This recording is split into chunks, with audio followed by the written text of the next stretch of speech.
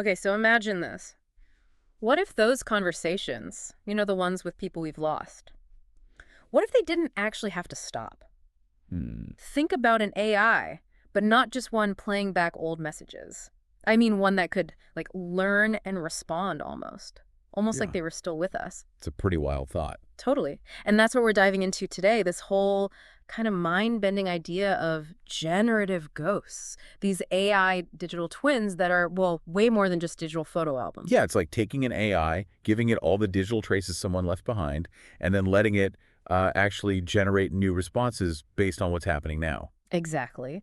So the mission for this deep dive is really to get our heads around this technology. We've got this great PYM NTS article, Forever Online, Generative Ghosts Live in the AI Afterlife, as our starting point, plus some extra context to fill things out. Right. We want to unpack what's actually possible right now, but also, the really big questions it brings up, the ethical stuff, what it means for how we think about, well, death and memory, and what it might mean for you. And the sources are pretty good, mixing the big picture from the article with some specific details.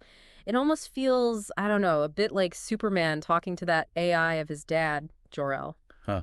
Yeah, that kind of ongoing connection, but powered by algorithms instead of Kryptonian crystals. Right. Okay, so let's dig in. What's actually driving this? Why is there suddenly this boom in AI afterlife services? Well, I think it's this convergence, isn't it? You've got the tech AI getting incredibly powerful, meeting this really basic human thing, wanting to stay connected even after someone's gone. And the PYM NTS article mentions it's not just like one or two niche companies, right? Oh, absolutely not. It lists quite a few players already in the game.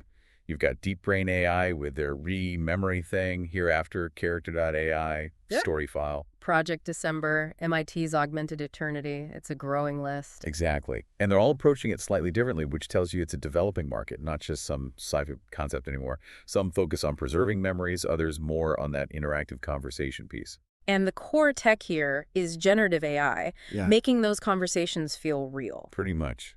Gen AI is key because it can create new stuff, new sentences, new ideas based on its training data, Hmm. rather than just spitting out pre-programmed lines. Hmm. It makes the interaction feel much more fluid, more alive, I suppose. Uh-huh. And the article even hints at robotics, maybe giving them a physical presence eventually, which, wow, that's another level. Okay, but then there's this term, generative ghosts, from the researchers at Google DeepMind and the University of Colorado. That sounds like something more. Yeah. What's the difference? Yeah, it's a subtle but important distinction. Think of a basic digital twin, maybe like an interactive recording. You ask about a memory, it tells you. Okay. A generative ghost, as they envision it, is more dynamic. It keeps learning, or at least processing new info. It could talk about things that happened after the person died, react to current news. Well, wait, so it's not just accessing the past, it's like forming new opinions or responses based on today. That's the potential, yes. This idea of agency, of continued evolution, that's the really big leap they're talking about. Okay, my mind's slightly blown already. And then there's this other angle, AI agent capabilities. The article suggests they might be able to do things on the deceased's behalf. Like what? Well, maybe manage some digital accounts, or perhaps carry out wishes from a will in a more adaptable way than just a static document allows. And this ties into that really surprising bit about life insurance, doesn't it? The idea that a ghost could keep working. It's definitely provocative.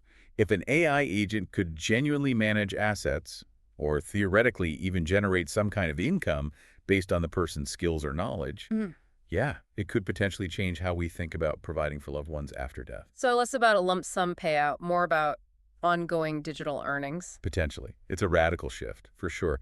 And the researchers seem serious. They actually say they expect creating these custom AI agents for post-death interaction might become common within our lifetimes. That's a bold prediction. But how does the average person feel about this? Is everyone rushing to sign up for a digital afterlife? Not exactly. That 2024 Kaspersky survey gives us a good snapshot. Public opinion is really split. About 35% were open to the idea, but slightly more, 38%, found it unacceptable. So, definite hesitation there. Big time. And the main worry seems to be the emotional toll. Right, that 67% figure, two-thirds, felt that seeing these digital versions could be upsetting, maybe even mess with the grieving process. Yeah, that's a huge concern. The intention might be comfort, but interacting with an AI replica, it could get complicated psychologically. Does it help you remember, or does it stop you from moving on? It's a tough line. It's easy to think of this as purely future tech, like something out of Black Mirror, but the article points out versions of this are already happening. Definitely. And it's interesting how culture plays into it. Like in Asia, where connecting with ancestors is already a significant cultural practice, these services are apparently gaining traction faster. That example of the South Korean mother with the VR version of her daughter, 36 million views, that's massive. It shows the raw emotional pull. It really does. It brings it home that this isn't just about technology. It's about deep human needs and emotions. And yeah, you have companies like Hereafter and Memory already letting people record life stories now to feed into these future AI conversations. So the foundations are being laid. Even Microsoft, you mentioned their patent from 2021. Yeah, they patented tech for a chatbot based on a specific person using their photos, social media, messages, all that. Mm-hmm. They say they aren't actively developing it now, but They're thinking about it. It shows it's on the radar of the big tech for players. sure. And it's not just humans, right? The Oh, article mentions doing this for pets too. oh, wow. As a pet owner? Yeah, that hits differently. Adds another layer of complexity, I guess. It really broadens the scope, doesn't it? Yeah. Who or what we might want to keep a connection with. Mm. But beyond the personal grief side, there are these bigger societal implications too. Like the legal stuff. Estate planning seems like it could get messy. Absolutely critical area. The article touches on this. Could a generative ghost clarify things in a will? Could it manage digital assets like online accounts, photos, crypto maybe? So, like an interactive executor. Sort of, yeah. It could become a totally new interface for living wills, handling digital legacies, much more dynamic than just a piece of paper. Makes you wonder if we'll need, like, specific AI clauses in our wills soon. Very possibly. The law always lags behind technology, right? So we'll need to figure out the legal standing of these things. Does the ghost have rights? Is it legally the same as the person? Huge questions. Hmm. But it's not all potentially complicated or negative. The researchers mentioned some upsides for society, too. Yeah, some really interesting ones. Think about preserving endangered languages by creating AI speakers, or documenting historical events through the eyes of someone who was there. Or even education, imagine students talking to an AI Benjamin Franklin or Marie Curie. Exactly. The potential for preserving culture, history, and making education more interactive is definitely there.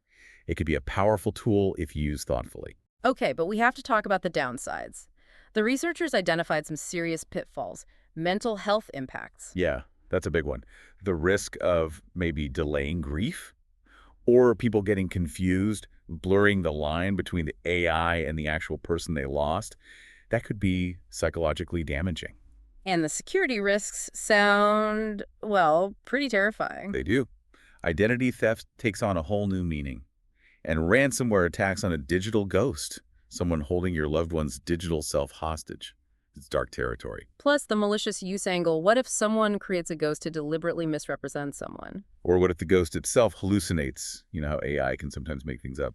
What if it creates false memories or reveals secrets the person never intended to share? That raises the question of control, doesn't it? Who owns the ghost? Who decides what it says or does? The family, the company that made it. Massive ethical questions around consent, control, and reputation management after death. Mhm. We haven't even begun to figure those out. And economically, we touched on the working ghost idea, but if that scales up, what does it do to jobs for living people? That's a major concern the researchers raise. If AI agents start performing significant economic tasks, yeah, it could absolutely impact wages, employment, the whole structure of the economy potentially. And finally, there are those deeper, almost spiritual questions. How will religions respond? Could we see new beliefs forming around this? It forces us to confront really fundamental ideas about life, death, consciousness, the soul, all of it. Hmm. Religious institutions will likely need to weigh in. And yeah, it's not impossible that new spiritual frameworks could emerge to make sense of it all. Okay, so boiling it all down. Generative ghosts aren't just some distant sci-fi trope anymore. This is happening, it's developing fast, and it could genuinely change everything about how we deal with death, memory, even the practical stuff afterwards. Absolutely. It's this really potent mix, isn't it? Yeah. Amazing potential alongside some really profound ethical and societal hurdles we absolutely need to address. And it leaves you thinking, as these digital echoes get better, more sophisticated, how does that change what it means to be remembered or even present? Not just for us, but imagine future generations interacting with these AI versions of their ancestors as just a normal part of family history. Yeah, how does that reshape identity, family ties, our whole understanding of continuity and consciousness across time, Yeah. especially in such a digital age? It's definitely So something to keep thinking about.